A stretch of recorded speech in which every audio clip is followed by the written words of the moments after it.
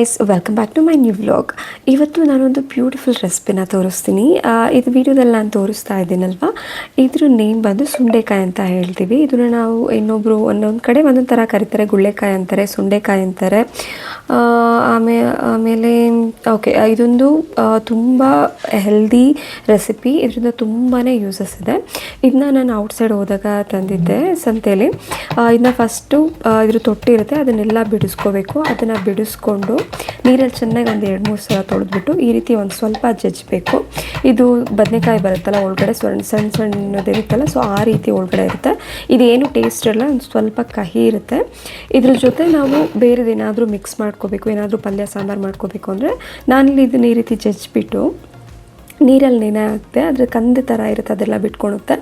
ಆಮೇಲೆ ಸ್ವಲ್ಪ ಆಲೂಗೆಡ್ಡೆ ತೊಗೊಂಡಿದ್ದೀನಿ. ಆಲೂಗೆಡ್ಡೆ ಏನಾದರೂ ಬೇರೆದು ಹಾಕ್ತಿಲ್ಲ ಅಂದರೆ ಇದು ನಿಜವಾಗ್ಲೂ ತಿನ್ನೋಕ್ಕಾಗಲ್ಲ, ಒಂಥರ ಅನ್ನಿಸ್ಬಿಡುತ್ತೆ. ಬಟ್ ಇದು ಹೆಲ್ತಿಗೆ ತುಂಬ ಒಳ್ಳೇದಲ್ವ. ಸೊ ಒಂದು ಸ್ವಲ್ಪ ಪ್ರಮಾಣದಲ್ಲಿ ನೀವು ತಂದುಬಿಟ್ಟು ಮಾಡ್ಕೊಳ್ಳಿ. ಸುಂಡೆಕಾಯಿ ಕೊಡಿ ಅಂದರೆ ನೀವು ಸಂತೆಲಿ ಆಲ್ಮೋಸ್ಟ್ ಸಿಗ್ತೀವಿ, ಮತ್ತು ಹಳ್ಳಿ ಕಡೆ ಆ್ಯಂಡ್ ಔಟ್ಸೈಡ್ ಕೂಡ ಬಿಟ್ಟಿರುತ್ತೆ ಇದು. ಇದಕ್ಕೆ ಜಸ್ಟ್ ನಾನು ಒಗ್ಗರಣೆ ಕೊಡ್ತೀನಿ. ನಾವು ಮಾಮೂಲಿ ಹೇಗೆ ಪಲ್ಯ ಮಾಡ್ತೀನಿ ಹಾಗೆ ಮಾಡಿದೆ. ಇದಕ್ಕೆ ಒಗ್ಗರಣೆ ಕೊಟ್ಕೊಂಡು ಮಾಮೂಲಿ ಈರುಳ್ಳಿ, ಟೊಮ್ಯಾಟೊ, ಸಾಸಿವೆ, ಕರಿಬೇವು, ನಾನಿಲ್ಲಿ 1 ಸ್ಪೂನ್ ಖಾರದ ಪುಡಿ, 1 ಸ್ಪೂನ್ ಧನಿಯಾ ಪೌಡರ್, ಒಂದು ಸ್ವಲ್ಪ ನೀರು ಬಿಟ್ಬಿಟ್ಟು ಚೆನ್ನಾಗಿ ಮರಳಿಸ್ತಾ ಇದ್ದೀನಿ. ನೀವು ಒಗ್ಗರಣೆಲ್ಲ ಇದನ್ನು ಚೆನ್ನಾಗಿ ಬೇಯಿಸ್ಕೊಳ್ಳಿ. ಬೇಯೋದಕ್ಕೆ ಸ್ವಲ್ಪ ಟೈಮ್ ತೊಗೊಳುತ್ತೆ. ಆಮೇಲೆ ಸ್ವಲ್ಪ ಕಾಯಿ ಉದುರಿಸ್ಬಿಟ್ಟು ಉಪ್ಪು ಹಾಕಿದರೆ ಆಯಿತು. ಇದೇ ಸಿಂಪಲ್ ಪಲ್ಯ ಇದು. ನಾನು ರೊಟ್ಟಿಗೆ ಮಾಡಿದೆ. ಇದೇನಕ್ಕೆ ಯೂಸಸ್ ಇದೆ ಅಂದರೆ ಮೇಯ್ನಾಗಿ ಇದನ್ನು ಗ್ಯಾಸ್ಟ್ರಿಕ್ ಕಂಟ್ರೋಲ್ ಮಾಡೋದಕ್ಕೆ ಯೂಸ್ ಮಾಡ್ತಾರೆ. ಯಾರಿಗೆ ತುಂಬ ಗ್ಯಾಸ್ಟ್ರಿಕ್ ಇದೆ ಇದನ್ನು ಸುಂಡೆಕಾಯಿ ತಿನ್ನಿ, ಇದು ತುಂಬ ಯೂಸಸ್ ಇದೆ. ಇದರಿಂದ ಏನೇನು ಯೂಸಸ್ ಇದೆ ಅಂತ ಅಂದರೆ ಮೇಯ್ನ್ ಸುಂಡೆಕಾಯಿನ ಇದು ಕೆಲವು ಕಡೆ ಕುಡುನೆಕಾಯಿ ಅಂತ ಹೇಳ್ತಾರೆ, ಗುಳ್ಳೆಕಾಯಿ ಅಂತ ಹೇಳ್ತಾರೆ, ಅಥವಾ ಉಸ್ತಿಕಾಯಿ ಅಂತಲೂ ಹೇಳ್ತಾರೆ ಇದನ್ನು. ಇದರಲ್ಲಿ ತುಂಬ ಪೌಷ್ಟಿಕಾಂಶ ಇರುತ್ತೆ ಆ್ಯಂಡ್ ಸ್ವಲ್ಪ ಕಹಿ ಇರುತ್ತೆ ಇದು, ಓಕೆನಾ. ಆ್ಯಂಡ್ ಇದರಲ್ಲಿ ಜಾಸ್ತಿ ಕಬ್ಬಿಣ ಇರುತ್ತೆ, ಐರನ್ ಜಾಸ್ತಿ ಇರುತ್ತೆ. ಯಾರು ರಕ್ತಹೀನತೆ ಇರುತ್ತಲ್ಲ, ಹಿಮೋಗ್ಲೋಬಿನ್ ಕಂಟೆಂಟ್ ಕಡಿಮೆ ಇರುತ್ತೆ ಅಂತಾರಲ್ಲ, ಇದನ್ನ ಯೂಸ್ ಮಾಡ್ಬೋದು. ಆ್ಯಂಡ್ ಇದರಲ್ಲಿ ಫೈಬರ್ ಜಾಸ್ತಿ ಇರುತ್ತೆ. ಇದು ಡೈಜೆಷನ್ ಆಗೋದಕ್ಕೆ ತುಂಬ ಹೆಲ್ಪ್ ಮಾಡುತ್ತೆ. ಇದರಲ್ಲಿ ವಿಟಮಿನ್ ಎ ಮತ್ತು ಸಿ ಇರುತ್ತೆ. ಇದು ಕಣ್ಣಿನ ಆರೋಗ್ಯಕ್ಕೆ ಇದು ತುಂಬ ಒಳ್ಳೆಯದು. ಮತ್ತು ನಿಮ್ಮ ಬಾಡಿನಲ್ಲಿ ಏನು ರೋಗ ನಿರೋಧಕ ಶಕ್ತಿ ಹೆಚ್ಚಾಗುತ್ತೆ, ಅಂದರೆ ಇಮ್ಯುನಿಟಿ ಪವರ್ ಜಾಸ್ತಿ ಆಗುತ್ತೆ. ಮತ್ತು ಇದು ಆ್ಯಂಟಿ ಆಕ್ಸಿಡೆಂಟ್ ಜಾಸ್ತಿ ಇರುತ್ತೆ. ಸೊ ದೇಹದ ಕೋಶಗಳನ್ನು ಇದು ಪ್ರೊಟೆಕ್ಟ್ ಮಾಡಲು ತುಂಬ ಹೆಲ್ಪ್ ಮಾಡುತ್ತೆ. ಆ್ಯಂಡ್ ಇದನ್ನು ಜಾಸ್ತಿ ಆಯುರ್ವೇದದಲ್ಲಿ ಇದನ್ನು ಯೂಸ್ ಮಾಡ್ತಾರೆ. ಏನಾದರೂ ಹೊಟ್ಟೆ ಸಮಸ್ಯೆ ಇದ್ದರೆ, ತುಂಬ ಗ್ಯಾಸ್ಟ್ರಿಕ್ ಇರೋದು ಅಥವಾ ನಿಮಗೆ ಡೈಜೆಷನ್ ಪ್ರಾಬ್ಲಮ್ ಆಗ್ತಿದೆ ಅನ್ನೋದಕ್ಕೆ ಇದು ಯೂಸ್ ಮಾಡ್ತಾರೆ. ಹಳ್ಳಿ ಕಡೆ ಜಾಸ್ತಿ ಯೂಸ್ ಮಾಡ್ತಾರೆ. ಆ್ಯಂಡ್ ಇದನ್ನು ಕೆಲವರು ಸಾಂಬಾರು ಮಾಡ್ತಾರೆ, ಪಲ್ಯ ಮಾಡ್ತಾರೆ, ಚಟ್ನಿ ಕೂಡ ಮಾಡ್ತಾರೆ. ಆ್ಯಂಡ್ ಇದನ್ನು ಹುರಿದ್ಬಿಟ್ಟು ಮೊಸರು ಅನ್ನೋದ ಜೊತೆ ಕೂಡ ಮಾಡ್ತಾರೆ ತಿನ್ನೋದಕ್ಕೆ. ಆ್ಯಂಡ್ ಇದನ್ನು ಹೆಚ್ಚು ಪ್ರಮಾಣದಲ್ಲಿ ತಿನ್ನೋದ್ರಿಂದ ಕಹಿ ರುಚಿ ಸ್ವಲ್ಪ ಕಹಿ ಇರುತ್ತೆ ಅಲ್ವಾ, ಸೊ ಹೊಟ್ಟೆ ಪ್ರಾಬ್ಲಮ್ ಕೂಡ ಆಗುತ್ತೆ. ಸೊ ಜಾಸ್ತಿ ತಿನ್ನೋಕೆ ಹೋಗ್ಬಿಡಿ. ಒಂದು ಲಿಮಿಟಲ್ಲಿ ನಾನು ಒಂದು ಇಡೀ ತೊಗೊಂಡು ಮಾಡಿದ್ನಲ್ಲ, ಅದ್ರ ಜೊತೆ ಆಲೂಗಡ್ಡೆ ಬೇರೆ ನಿಮ್ಗೆ ಯಾವ್ದು ಇಷ್ಟು ತರಕಾರಿ ಹಾಕ್ಕೊಂಡು ಮಿಕ್ಸ್ ಮಾಡಿ ಪಲ್ಯ ಮಾಡ್ಕೋಬೋದು. ಆ್ಯಂಡ್ ಇದು ಯಾರ್ಯಾರಿಗೆ ಶುಗರ್ ಇರುತ್ತಲ್ಲ, ಶುಗರ್ ಕಂಟ್ರೋಲ್ ಆಗುತ್ತೆ. ಸೊ ನೀವು ಬೇರೆ ಅಥವಾ ಪ್ರೆಗ್ನೆಂಟ್ ಲೇಡಿ ಇದ್ದರೆ ಅವರೆಲ್ಲ ತೊಗೊಳಕ್ಕೆ ಹೋಗ್ಬೇಡಿ. ಆ್ಯಂಡ್ ನೀವು ಯಾವ್ದಾದ್ರು ಒಂದು ಮೆಡಿಸಿನ್ ಡೈಲಿ ತೊಗೊಳ್ತಾ ಇದ್ದರೆ ಜಾಸ್ತಿ ಇದನ್ನು ತೊಗೊಳಕ್ಕೆ ಹೋಗ್ಬಿಡಿ. ಒಂದು ಲಿಮಿಟಲ್ಲಿ ತಿನ್ಕೊಳ್ಳಿ ಇದನ್ನು ಪಲ್ಯ ಮಾಡ್ಕೊಂಡು. ಇದು ತುಂಬ ಒಳ್ಳೆಯದು ಅಂದ್ಬಿಟ್ಟು ಯಾವಾಗಲೂ ಮಾಡ್ಕೊಂಡು ತಿನ್ನೋಕೆ ಹೋಗ್ಬಿಡಿ, ಸೈಡ್ ಎಫೆಕ್ಟ್ಸ್ ಕೂಡ ಇದೆ. ಸೊ ಲಿಮಿಟಲ್ಲಿ ಯೂಸ್ ಮಾಡಿದ್ರೆ ಇದು ತುಂಬಾ ಬೆನಿಫಿಟ್ಸ್ ಇದೆ. ಆ್ಯಂಡ್ ಮಧುಮೇಹ ಅಂದರೆ ಶುಗರ್ ಇರೋರಿಗೆ ಇದು ಕಂಟ್ರೋಲ್ ಮಾಡುತ್ತೆ.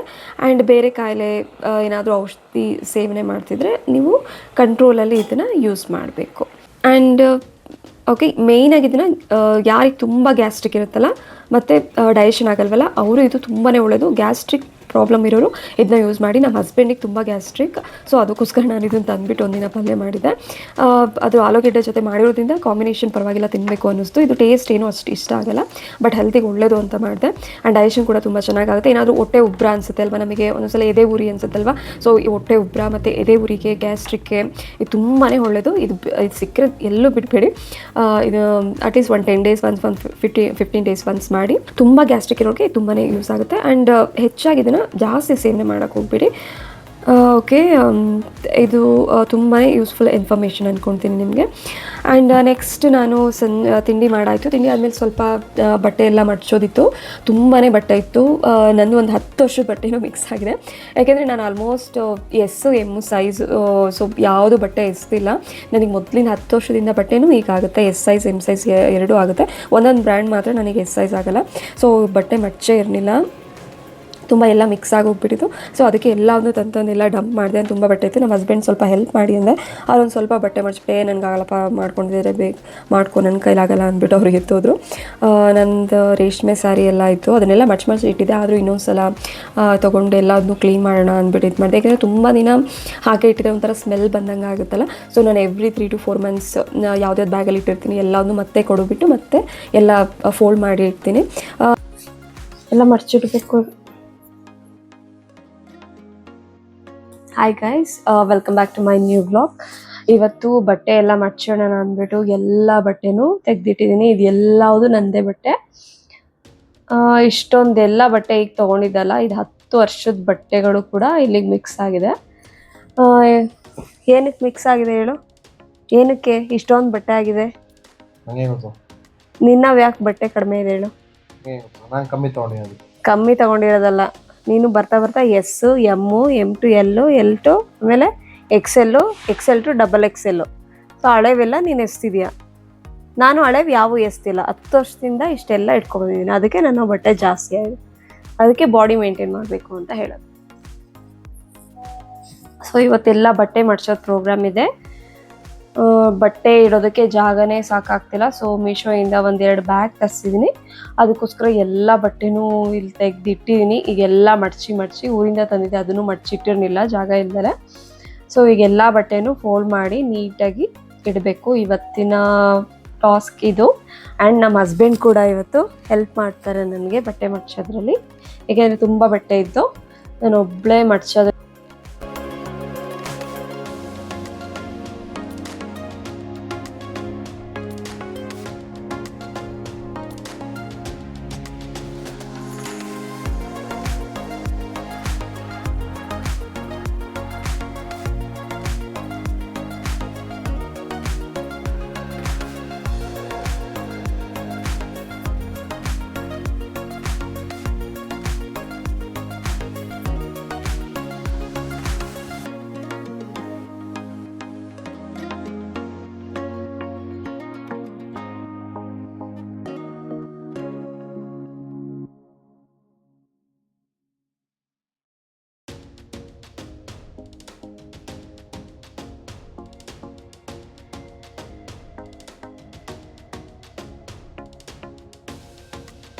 ಯೆಲ್ಲೋ ಕಲರ್ ಸ್ಯಾರಿ ಕಾಣಿಸ್ತಿದೆಯಲ್ಲ, ಪಿಂಕ್ ಕಲರ್ ಬಾರ್ಡರ್. ಇದು ನನ್ನ ಮುಹೂರ್ತಕ್ಕೆ ಹಾಕಿದ ಸ್ಯಾರಿ. ಮೇ ಬಿ 7,000 ಇರ್ಬೋದು ಅನಿಸುತ್ತೆ, 7,000-8,000 ಇದು. ಇದು ನಾನು ಇದಕ್ಕೆ ಹಾಕಿದ್ದೆ, ಚಪ್ಪರ ದಿನ ನೈಟ್ ಹಾಕಿದ್ದೆ. ಆ್ಯಂಡ್ ಈ ಸ್ಯಾರಿ ಈಗ ತೊಗೊಂಡಿದ್ದು, ಈ ವೈಟ್ ಕಲರ್ ಸ್ಯಾರಿ ರೀಸೆಂಟಾಗಿ ವರಮಹಾಲಕ್ಷ್ಮಿ ಹಬ್ಬಕ್ಕೆ. ಇದು ರೆಡ್ ಕಲರ್ ಇದೆಯಲ್ಲ, ಆರೆಂಜ್ ಕಲರ್, ಅದು ನನ್ನ ರಿಸೆಪ್ಷನ್ನಿಗೆ ಸ್ಯಾರಿ ಹಾಕಿದ್ದು. ಅದೇ ಕಾಸ್ಟ್ಲಿ ಸ್ಯಾರಿ. 20,000 ಡಿಸ್ಕೌಂಟ್ ಹೋಗಿ 15,000 ಆಗಿತ್ತು. ಇದು ಪಿಂಕ್ ಕಲರ್ ತೋರಿಸಿದ್ನಲ್ಲ, ಅದು ಸಂದಿನ ಮದುವೆಗೆ. ಆ ಬ್ಲೂ ಕಲರ್ ಹಾಕಿದ್ದು ಚಪ್ರದ ದಿನ ಚೌಟ್ರಿಗೆ ಬಂದಲ್ಲ, ಆಗ ಆ ಬ್ಲೂ ಕಲರ್ ಹಾಕೋ ಬಂದಿತ್ತು. ಆ ಬ್ಲ್ಯಾಕ್ ಕಲರು ಶಿಲ್ಪ ಅವ್ರ ಅಕ್ಕನ ಮದುವೆಗೆ ನೈಟ್ ಪಾರ್ಟಿಗೆ ಹಾಕಿದ್ದು. ಇದು ವರಮಹಾಲಕ್ಷ್ಮಿ ಹಬ್ಬಕ್ಕೆ ಒಂದ್ಸಲ ತೊಗೊಂಡಿದ್ದು. ಇದು ರೆಡ್ ಕಲರ್ ಸ್ಯಾರಿ. ಸೊ ಇಷ್ಟೊಂದು ಕಾಸ್ಟ್ಲಿ ಸ್ಯಾರಿ ನಾನು ಹಾಕೇ ಇಲ್ಲ. ಆಲ್ಮೋಸ್ಟ್ ನಾನು ತೊಗೊಳಕ್ಕೂ ಇಷ್ಟಪಡಲ್ಲ, ಮದುವೆ ಅಲ್ವಾ, ಅದಕ್ಕೋಸ್ಕರ ಇಷ್ಟೊಂದು ಕಾಸ್ಟ್ಲಿ ಸ್ಯಾರಿ ಎಲ್ಲ ನಾನು ಬೈ ಮಾಡಿದ್ದು. ಅದನ್ನ ಬಿಟ್ಟರೆ ನಾನು ಇಷ್ಟೊಂದು ಇನ್ವೆಸ್ಟ್ ಮಾಡೋಕ್ಕೆ ನಂಗೆ ನಿಜವಾಗ್ಲೂ ಇಷ್ಟ ಇಲ್ಲ. ಮ್ಯಾಕ್ಸಿಮಮ್ ಅಂದರೆ ಒಂದು 3,000 to 4,000 ಓಕೆ. ಸೊ ಅದ್ರ ಮೇಲೆ ನಾನು ಬೈ ಮಾಡೋದಕ್ಕೆ ಇಷ್ಟಪಡಲ್ಲ. ಯಾಕೆಂದರೆ ಒಂದು ಸಲ ವೇರ್ ಮಾಡಿದರೆ ಮುಗೀತು, ಮತ್ತು 1 2 to 3 ಟೈಮ್ಸ್ ಅಷ್ಟೇ. ಮತ್ತೆ ಅಯ್ಯೋ ಮತ್ತೆ ಇದೇ ಸಾರಿ ವೇರ್ ಮಾಡಬೇಕಂತ ಆಲ್ಮೋಸ್ಟ್ ಎಲ್ಲ ಹುಡುಗಿರಿಗೂ ಅನಿಸುತ್ತೆ. ಸೊ ಅಷ್ಟೊಂದು ಇನ್ವೆಸ್ಟ್ ಮಾಡೋದಕ್ಕೆ ಹೋಗಲ್ಲ. ಆ್ಯಂಡ್ ಇದು ವೈಟ್ ಕಲರ್ ಸ್ಯಾರಿಗೆ ಇನ್ನೂ ಬ್ಲೌಸು ಸ್ಟಿಚ್ ಮಾಡಿಸೇ ಇಲ್ಲ. ರೆಡ್ ಕಲರ್ ಬ್ಲೌಸ್ ಅದು ಸ್ಟಿಚ್ ಮಾಡಿಸ್ಬೇಕು ಈ ಸಲ ವರಮಹಾಲಕ್ಷ್ಮಿ ಹಬ್ಬಕ್ಕೆ. ಸೊ ಎಲ್ಲ ರೇಷ್ಮೆ ಸ್ಯಾರಿ ಮತ್ತು ಒಳ್ಳೊಳ್ಳೆ ಸ್ಯಾರಿ ಎಲ್ಲ ನಾನು ಟ್ರಾಲಿನಲ್ಲಿ ಇಟ್ಬಿಟ್ಟೆ. ಸ್ಯಾರಿ ನನ್ನದು ತುಂಬ ಸ್ಯಾರಿ ಕಲೆಕ್ಷನ್ ಇಲ್ಲ. ಆಗ ಸ್ವಲ್ಪ ನಾನು ಟೀಚರಾಗಿ ವರ್ಕ್ ಮಾಡಬೇಕಾದ್ರೆ ಸ್ವಲ್ಪ ತೊಗೊಳ್ಳುವೆ ಅಷ್ಟೇ. ಬಟ್ ಈಗೇನು ವರ್ಕ್ ಮಾಡ್ತಿಲ್ವಲ್ಲ, ಸೊ ಏನಕ್ಕೆ ಸುಮ್ಮನೆ ಯಾವತ್ತೋ ಒಂದಿನ ಫಂಕ್ಷನ್ಗೆ ಏನಕ್ಕೆ ತೊಗೋಬೇಕು, ಟೈಮ್ ಬಂದಾಗ ತೊಗೊಂಡ್ರಾಯ್ತು ಅಂದ್ಬಿಟ್ಟು ನಾನು ಸ್ಯಾರಿ ಏನು ತೊಗೊಳೋಕ್ಕೆ ಹೋಗೋಲ್ಲ. ಏನಿದ್ರು ಚೂಡಿದಾರ್ ಅದು ಇದು ಮಾಡರ್ನ್ ಡ್ರೆಸ್, ಪ್ಯಾಂಟ್ ಶರ್ಟ್ ಮಾಲ್ಗೆ ಹೋಗೋದಕ್ಕೆ ಆ ಥರ ಡ್ರೆಸ್ ಎಲ್ಲ ಬೈ ಮಾಡ್ತೀನಿ. ಈ ಸ್ಯಾರಿ ರೆಡ್ ಬಾರ್ಡರ್ ಇದೆಯಲ್ಲ, ಈ ಸ್ಯಾರಿ ಮತ್ತು ಗ್ರೀನ್ ಕಲರ್ ಬಾರ್ಡರ್ ಇದೆಯಲ್ಲ, ಅದು ನಮ್ಮ ಮನೆ ಗೃಹ ಪ್ರವೇಶಕ್ಕೆ ನಮ್ಮ ದೇವರಾಜನ ಅದಕ್ಕೆ ಕೊಡಿಸಿದ್ದು. ಆ್ಯಂಡ್ ಓಕೆ, ಇಷ್ಟು ಆಲ್ಮೋಸ್ಟ್ ಸ್ಯಾರಿ ಇರೋದು ನನ್ನದು, ತುಂಬ ಏನು ಸ್ಯಾರಿ ಇಲ್ಲ. ನನ್ನ ಬಿ ಎಡ್ ಫೋಟೋಸ್ ಹೋಲಿ ಚಿಲ್ಡ್ರನ್ ಸ್ಕೂಲ್. ನಾನು ಬಿ ಎಡ್ ಮಾಡಿದ ಹಾಸನಾಂಬ. ಫ್ರೀ ಸೀಟ್ ಸಿಕ್ತು ನನಗೆ. ಡಿಗ್ರಿನಲ್ಲಿ ಒಳ್ಳೆ ಮಾರ್ಕ್ಸ್ ಬಂದಿತ್ತು. ಎಲ್ಲರೂ ಹೆಸರು ನನಗೆ ಸರಿಯಾಗಿ ಗೊತ್ತಾಯಿಲ್ಲ. ಪುಷ್ಪ ಅಂತ ಇವಳು ಆ ಕಡೆಯಿಂದ ರೈಟ್ ಸೈಡಿಂದ ಥರ್ಡ್ ಬಂದಿದ್ದಾಳಲ್ಲ, ಸೊ ಇವಳೊಬ್ಳು ಗೊತ್ತು. ನನ್ನ ಪಿ ಯು ಕ್ಲಾಸ್ಮೇಟ್. ಅವಳು ಕ್ಲಾಸ್ಮೇಟ್ ಅಲ್ಲ, ಸುಜಲ ಕಾಲೇಜಿಗೆ ಬರೋವಾಗಿಂದ ಗೊತ್ತು. ಇದು ಹೋಲಿ ಚಿಲ್ಡ್ರನ್ ಸ್ಕೂಲಲ್ಲಿ ಟ್ರೈನಿಂಗ್ ಹೋಗಿದ್ದಾಗ ಇದು ಫೋಟೋಸ್ ತೊಗೊಂಡಿದ್ದು ನಾವು. ಒಂದು 3-4 ಫೋಟೋಸ್ ಇದೆ. And next degree photos, degree friends Bhavya, Vidya ಮತ್ತು ಇವಳ ಹೆಸರು ಮರ್ತೋಗ್ಬಿಟ್ಟಿದೆ ನನಗೆ, ಇನ್ನೊಬ್ಳ ಹೆಸರು. ಇದು ನಾವು ಟ್ರಿಪ್ ಹೋಗಿದ್ವಿ ಡಿಗ್ರಿನಲ್ಲಿ. ಬಾಟ್ನಿ ಸಬ್ಜೆಕ್ಟಿಂದ ಅಲ್ಲಿ ನಮ್ಮ ಸರ್ ಎಲ್ಲ ಕರ್ಕೊಂಡು ಹೋಗಿದ್ರು. ನಮ್ಗೆ ಯಾವುದೋ ಒಂದು ಪ್ರಾಜೆಕ್ಟ್ ಇತ್ತು. ಆ ಪ್ರಾಜೆಕ್ಟ್ ಮೇಲೆಲ್ಲ ಹೋಗಿದ್ವಿ. ಇದೇ ಮುರುಡೇಶ್ವರ ಅನಿಸುತ್ತೆ.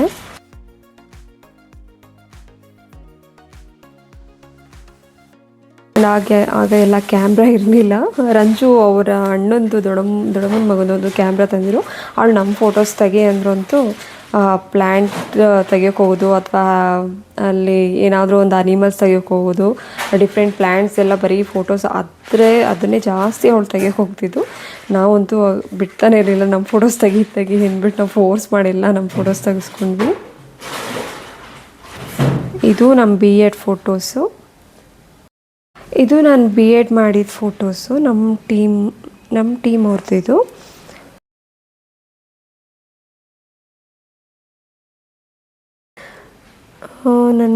ಅಲ್ಲಿರೋರು ಯಾರು ಹೆಸರು ನನಗೆ ಸರಿಯಾಗಿ ನೆನಪಿಲ್ಲ. ನನ್ನ ಪಕ್ಕ ನಿಂತಿರೋ ಪುಷ್ಪ ಅಂತ. ಪುಷ್ಪನ ಒಂದು ನೆನಪಿದೆ, ಪುಷ್ಪನ ಹೆಸರು.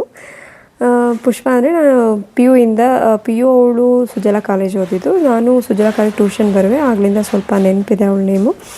ಇನ್ನೆಲ್ಲದು ಅಷ್ಟು ನನಗೆ ನೆನಪಾಗ್ತಿಲ್ಲ ಈ ಮೂಮೆಂಟಲ್ಲಿ.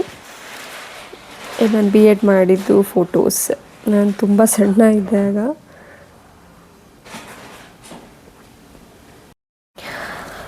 ಇದು ಯುನೈಟೆಡ್ ಸ್ಕೂಲಲ್ಲಿ ವರ್ಕ್ ಮಾಡಿದಾಗ ತೆಗ್ದಿದ್ದು ಫೋಟೋ. ಇವ್ರು ದಿವ್ಯಾ ಅಂತ ನನ್ನ ಪಕ್ಕ ಸ್ಪೆಕ್ಸ್ ಇರೋದು.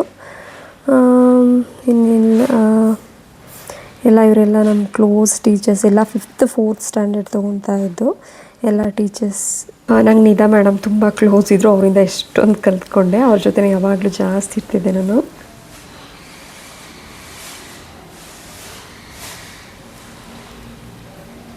ವರ್ಷಿತಾ ಮೇಡಮ್, ರಾಣಿ ಮೇಡಮ್, ಮತ್ತು ನನಗೆ ನೆನಪಾಗ್ತಾನೆ ಇಲ್ಲ ಸಡನ್ನಾಗಿ. ಮತ್ತು ಪೂರ್ಣಿಮಾ ಮೇಡಮ್, ಇವರೆಲ್ಲ ಇದ್ದರು. ನನಗೆ ಸಡನ್ನಾಗಿ ಅವ್ರ ಹೆಸರು ನೆನಪಾಗ್ತಿಲ್ಲ.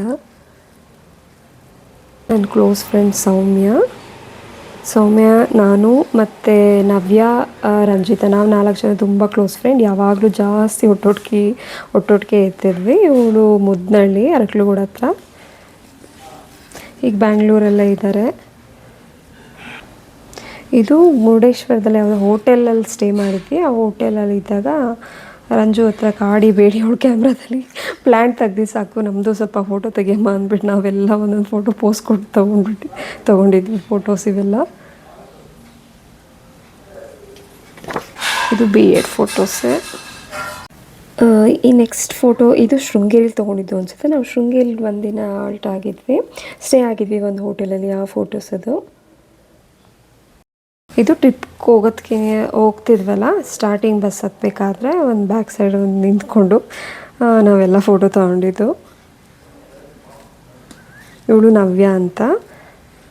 ನವ್ಯ, ರಂಜು, ಸೌಮ್ಯ, ನಾನು. ಇದು ನಾನು 8th ಸ್ಟ್ಯಾಂಡರ್ಡ್ ಫೋಟೋಸ್ ಇದು. ಸ್ಕೂಲ್ ಡೇ ಇತ್ತು ಅವತ್ತು. ಅಶ್ವಿನಿ ಮತ್ತು ನಾನು, ನನ್ನ ಫ್ರೆಂಡ್ ಅಶ್ವಿನಿ ಅಂತ 6th 7th ಒಟ್ಟಿಗೆ ಓದಿದ್ದು. ಅಶ್ವಿನಿ ನಾನು 8th ಸ್ಟ್ಯಾಂಡರ್ಡ್ ಸ್ಕೂಲ್ ಡೇ ದಿನ ನಾವು ನೈಟು ಫೋಟೋ ತೆಗೆಸ್ಕೊಂಡಿದ್ದು ಇದು. ನಾನು ಆಗಲೂ ಕೂಡ ತುಂಬಾ ಸಣ್ಣ ಇದೆ. ಇದು ಬಿ ಎಡ್ ಫೋಟೋಸ್. ಒಂದು 3 ಬಿ ಎಡ್ ಫೋಟೋಸ್ ತೊಗೊಂಡಿದ್ವಿ ನಾವು.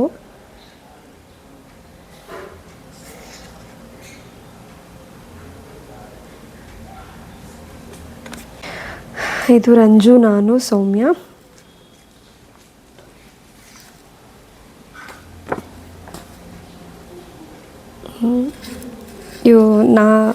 ನಾವು 4 ಜನ ತುಂಬ ಕ್ಲೋಸ್ ಫ್ರೆಂಡ್, ಯಾವಾಗಲೂ ಒಟ್ಟೊಟ್ಟಿಗೆ ಇರ್ತಿದ್ವಿ. ಫಸ್ಟ್ ವೈಟ್ ಫುಲ್ ಕಲರ್ ಇದಳಲ್ಲ ಅವಳು ನವ್ಯ, ಆ್ಯಂಡ್ ನೆಕ್ಸ್ಟ್ ಸೌಮ್ಯ, ನೆಕ್ಸ್ಟ್ ನಾನು, ಲಾಸ್ಟ್ ರಂಜು. ನಾವು 4 ಜನ ಯಾವಾಗಲೂ ಜಾಸ್ತಿ ಒಟ್ಟೊಟ್ಟಿಗೆ ಇರ್ತಿದ್ವಿ.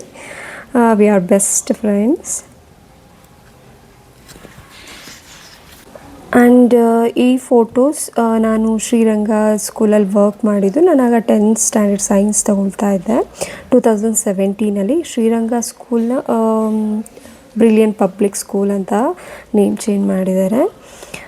ನವೀನ ಮ್ಯಾಮ್ ಇನ್ನೂ ಕಾಂಟ್ಯಾಕ್ಟಲ್ಲಿದ್ದಾರೆ, ಸರಿತಾ ಮ್ಯಾಮ್, ಮತ್ತು ಕಾವೇರಿ ಮ್ಯಾಮ್, ರೂಪಾ ಮ್ಯಾಮ್, ನವ್ಯ ಮ್ಯಾಮ್, ಆಶಾ ಮ್ಯಾಮ್, ಹೀಗೆ ಎಲ್ಲರೂ, ನಾನು, ವಾಣಿ ಮ್ಯಾಮ್, ನನಗೆ ಹೆಸರು ಕೆಲವರು ಸಡನ್ನಾಗಿ ನೆನಪಾಗ್ತಿಲ್ಲ. ನಯನ ಮ್ಯಾಮ್ ಇದ್ದಾರೆ, ರವಿ ಸರ್, ಓಕೆ ಫಿಸಿಕ್ಸ್ ಎಲ್ಲರೂ ಇದ್ದಾರೆ. ಇಲ್ಲೇ ಇದೇ ಸ್ಕೂಲಲ್ಲಿ ನಾನು first time 10th standard teach ಮಾಡಿದ್ದು. ಇದು ಸ್ಕೂಲ್ ಡೇ ದಿನ ಫಂಕ್ಷನ್ ಇತ್ತು ಅನಿಸುತ್ತೆ, annual day, sports day annual sports day celebration ಇತ್ತು. ಅವತ್ತು ಪ್ರೈಸ್ ಡಿಸ್ಟ್ರಿಬ್ಯೂಷನ್ ಎಲ್ಲ ಮಾಡ್ತಿದ್ರು. ಅವತ್ತೇ ದಿನ ನಾವು ಫೋಟೋಸ್, ಲಾಸ್ಟ್ ಗ್ರೂಪ್ ಫೋಟೋಸ್ ತೊಗೊಂಡಿದ್ದು. This is me, pink colour sari, yellow colour blouse. ಇದು ನಾನು.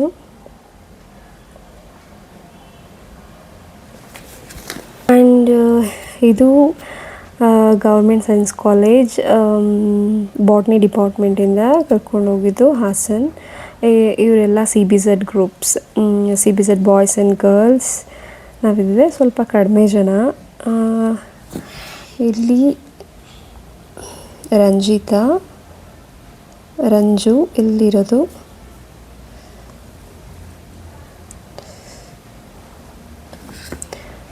ಇಲ್ಲಿರೋದು ರಂಜು, ಇದು ನಾನಿಲ್ಲಿದ್ದೀನಿ.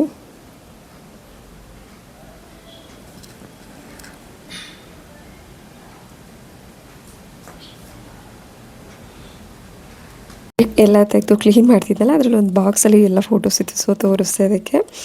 ಇದು ನಾನು ಮೀಶೋಯಿಂದ ತರಿಸಿರೋ ಬ್ಯಾಗ್. ಇದಂತೂ ತುಂಬಾ ಚೆನ್ನಾಗಿದೆ. 500ಗೆ 2 ಕೊಟ್ಟಿದ್ದು, ಆಲ್ಮೋಸ್ಟ್ ಅರೌಂಡ್ 250 ರುಪೀಸ್ ಹತ್ರ ಬಿದ್ದಿದೆ. ಇದು ಮಾತ್ರ ತುಂಬ ಚೆನ್ನಾಗಿದೆ. ಸೊ ನಿಮ್ಮ ಮೇಲ್ ಇಡಬೇಕು ಏನಾದರೂ ಸಜ್ಜೆ, ಏನಾದರೂ ಶೆಲ್ಫ್ ಇದ್ದರೆ.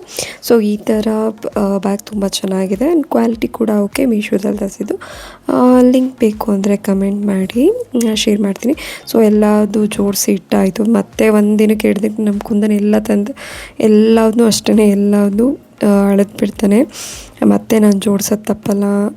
ಮೇಲ್ಗಡೆ ಎಲ್ಲ ಬಟ್ಟೆ ಎಲ್ಲ ಈ ರೀತಿ ಪ್ಯಾಕ್ ಮಾಡಿಬಿಟ್ಟು ಬ್ಯಾಗಲ್ಲಿ ಇಟ್ಟಿದ್ದೀನಿ. ಯಾಕೆಂದರೆ ತುಂಬ ಕಬೋರ್ಡ್ ಇಲ್ಲ, ಒಂದೇ ಒಂದು ಕಬೋರ್ಡ್ ಇರೋದು. ಇದೆಲ್ಲ ಮೇಲ್ಗಡೆ ಎಲ್ಲ ನನ್ನದೇ ಬಟ್ಟೆ, ಸ್ಯಾರಿ ಒಂದು ಟ್ರಾಲಿನಲ್ಲಿ, ಇನ್ನೆಲ್ಲ ಮಾಡರ್ನ್ ಡ್ರೆಸ್ ಹೊರಗಡೆ ಹೋಗೋದು. ಮತ್ತು ಚೂಡಿದಾರ್, ಹಳೇದೆ ಚೂಡಿದಾರ್ ಏನು ತುಂಬ ಪರ್ಚೇಸ್ ಮಾಡಿಲ್ಲ. ನಾನು ಚೂಡಿ ಪರ್ಚೇಸ್ ಮಾಡಿರೋ ತುಂಬ ಕಡಿಮೆ, ಎಲ್ಲೂ ಜಾಬ್ಗೆ ಹೋಗ್ತಿಲ್ಲ ಅಂತ ನಾನು ಅಷ್ಟೊಂದು ಮಾಡಲಿಲ್ಲ. ಆ್ಯಂಡ್ ಇದು ಇವತ್ತಿನ ವ್ಲಾಗ್ ಆಗಿತ್ತು. ಆ್ಯಂಡ್ ನನ್ನ ಯೂಟ್ಯೂಬ್ ಚಾನಲ್ಗೆ ಯಾರೆಲ್ಲ ಸಬ್ಸ್ಕ್ರೈಬ್ ಆಗಿಲ್ಲ, ಸಬ್ಸ್ಕ್ರೈಬ್ ಆಗಿ, ಲೈಕ್ ಮಾಡಿ, ಕಮೆಂಟ್ ಆ್ಯಂಡ್ ಶೇರ್ ಮಾಡಿ. Thank you so much.